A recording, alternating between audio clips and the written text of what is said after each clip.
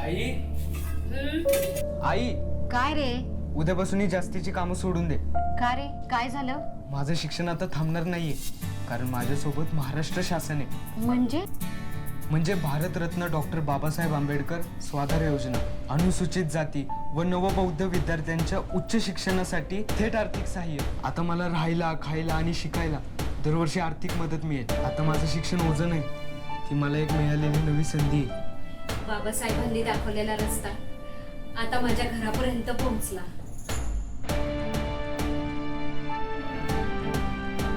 सामाजिक न्याय व विशेष सहाय्य विभाग, महाराष्ट्र शासन.